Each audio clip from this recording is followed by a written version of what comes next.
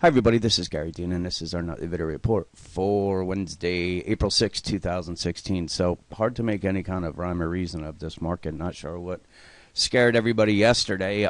There's enough technical reasons to expect the market to drop. I kind of was expecting it to continue to drop just to take a normal type breather after such a large run.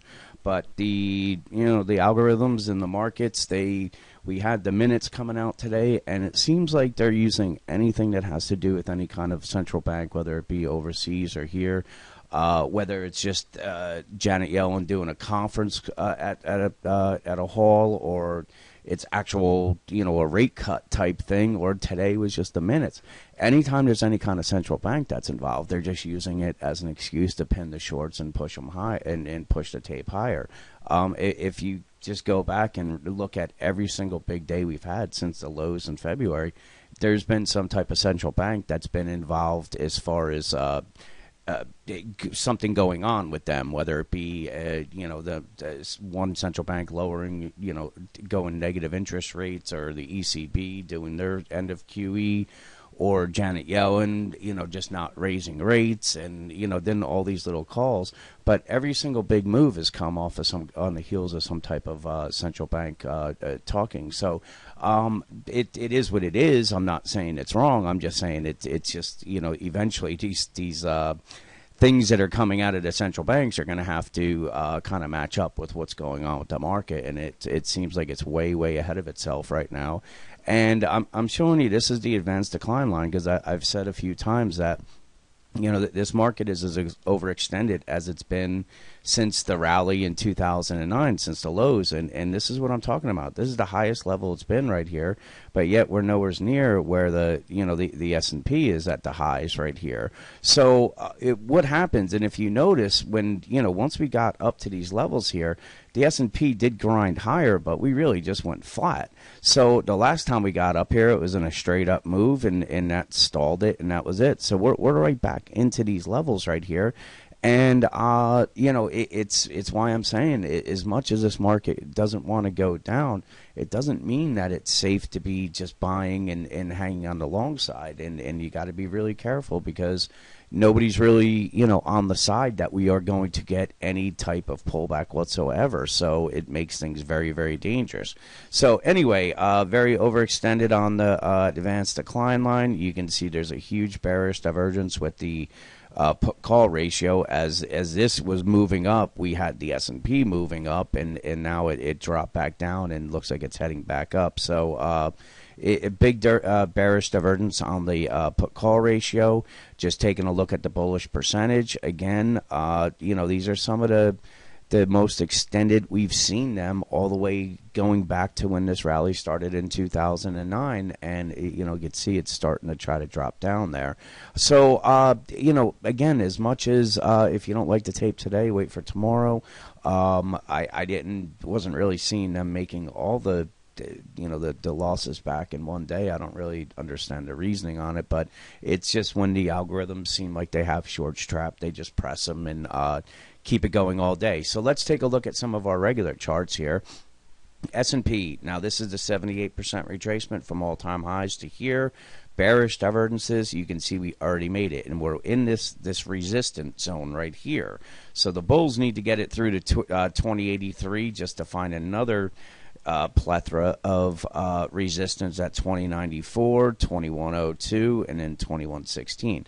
So the amount of time that it's taken to get here and running right into these resistance zones is going to be a little difficult to break through, and again with these bearish divergences. But remember the 78% retracement. That's really what the I'm trying to show you here. So this is the cues.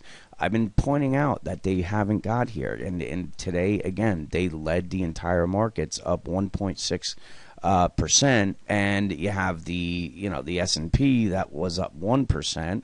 And then if we go to the Dow, that was only up 0.5%, And again, that's already at the 78% retracement. So the Qs are the only one, or the techs are the only one that haven't got here, and this is what has been driving the market higher and holding it up. So it's not really that far from getting to touching this here. And once it is, notice the Dow was not as strong as any of the indexes today. And then we just go onto our regular charts here as far as the short term. And from the drop at the 2075 highs, this is what I'm looking at. 1, 2, 3, 4, 5. We have 5 waves down.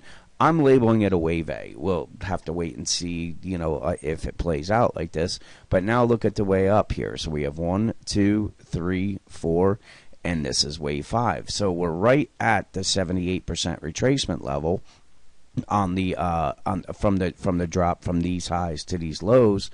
And we don't really have that much of bearish divergences in place, but we did have some bullish divergences in place. I mentioned that yesterday. But in any case, we're at this 78% retracement. This is typically where things will run out of steam. If they break through it, then obviously we're coming up to test these highs.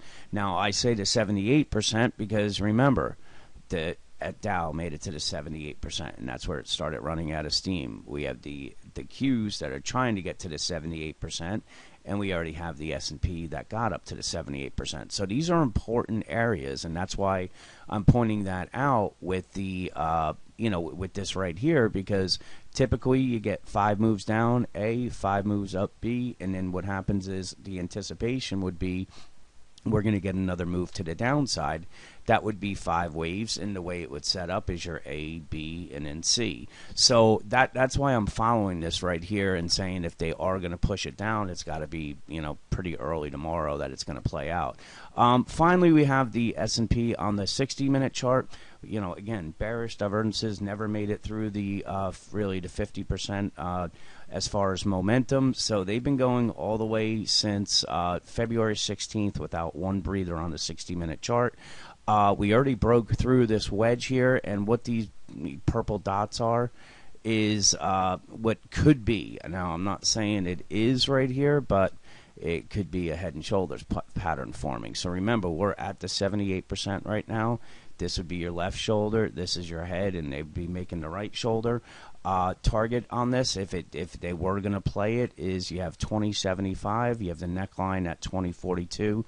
So about 30 points would bring us all the way down right around the 2000 level, somewhere down at these levels here. And that's kind of, this is the bull bear line that I've been looking. So again, not sure if this is going to play out, but if it is, it would make sense as far as a head and shoulders pattern. So I guess let's just see what plays out tomorrow. I guess it's going to be a flip of a coin. We were down 20 yesterday, up 20 today. No real news that really went on either side, so I guess we just have to see how they program the algorithms tomorrow. Again, even if they head higher, it doesn't make things safe right now. There's too many just red flags that are being thrown all over the place, and when the market does roll over, it usually rolls over and will stay over for quite some time. So with that, have a great night, and I'll talk to you guys tomorrow.